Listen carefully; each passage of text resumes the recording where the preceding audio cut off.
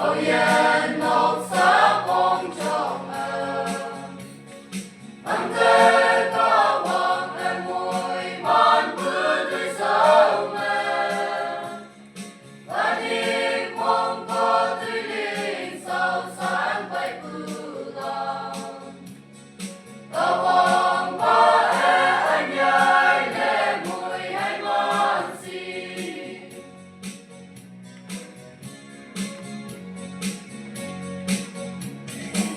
Mưa Christian ai ayong lanasay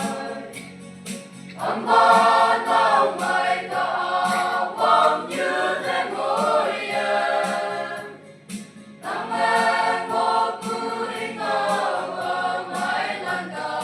em Tin nhi Christa thêm in yong ku palagyan Ôi yên một giấc ôm trọn ấm